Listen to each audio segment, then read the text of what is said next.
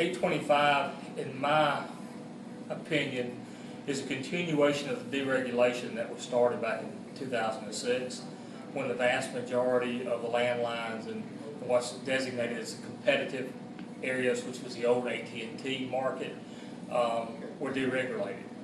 Probably close to, I think at the time, maybe 1 million landlines, something like that. I think there are 700,000 of those lines in that area now. There were more than that at that time.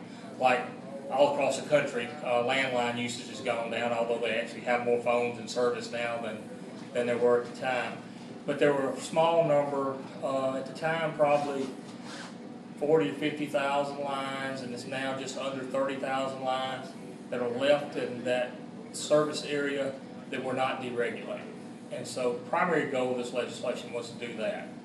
And as we got started looking at it and talking to the people involved, then there were some other things, other language that had to be changed to accomplish that, and in recognition of that being done, and then a couple of other items that were included.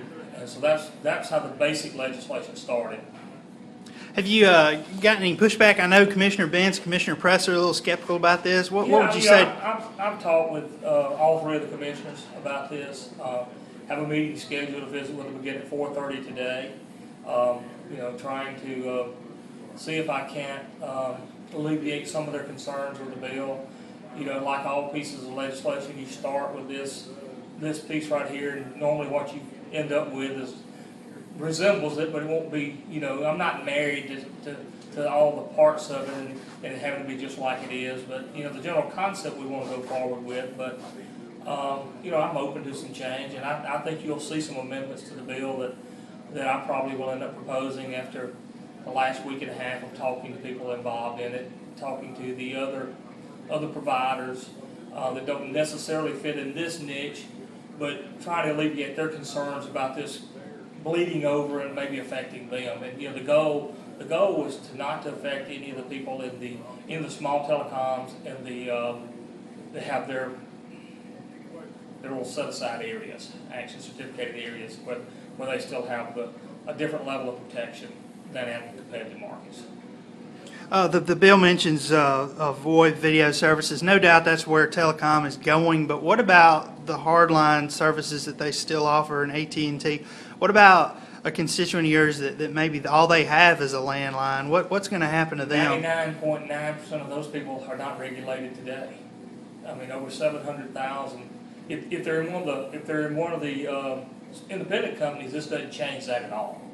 They still have the same regulation. Like is it Bruce Telephone Company? Bruce Telephone Company area, because they're exempt from that competition, and because they're exempt, they're in a separate paragraph of the bill, of the statute, and so that's separate. And they'll still have that same protection, so it won't change them at all. But when you look at the rest of those of us who have landlines, then the vast majority of them are already deregulated. These lines consist of fax lines.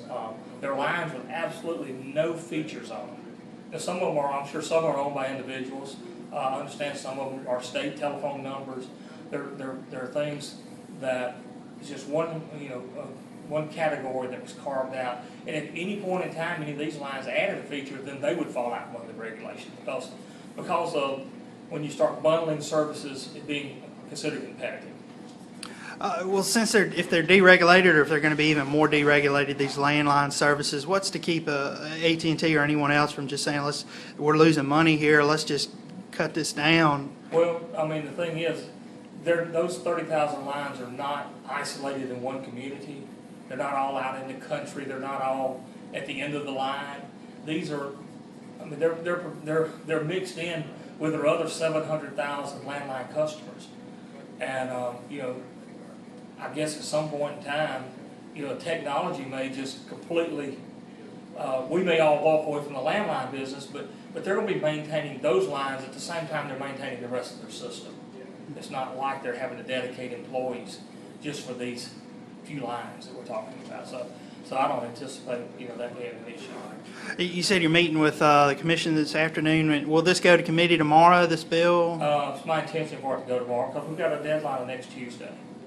And so, I guess there's a possibility that it can get pushed back. I have, I think, 5 or 6 other bills that we're going to consider, and we all have limited time because of the other meeting schedule. So I probably could hold over, but it's, I've heard from everyone that seems to be concerned about the bill, from the interested parties that are involved in it, and obviously the commission has been sharing their point of view. So the public, they've had a chance to have input. They chose to have their input publicly and privately. So that's I think the members know, and we're going to go over it, and hopefully we can work out some of the concerns that they have.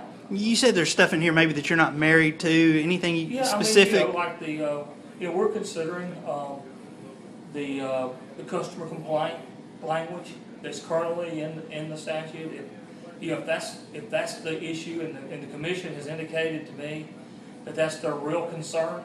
If that's their real concern, then we can discuss putting that language back in there. And there's a deal about access that is involved between the local telecoms and AT&T, and we are going to put that language back in. Simply, there was no intent to do any harm to any of the local telecoms if they're concerned about that. So we're going to put the language back. And those are things that the FCC's they're making those adjustments, and they're probably going to mandate some changes at some point in time. They just didn't want to rush and make those changes any earlier than they absolutely have to. So we're going to go back on that. So that's one thing for sure, that one amendment I'm going to offer. I say for sure, I'm just offering the bill and offering the amendments, but I will do that.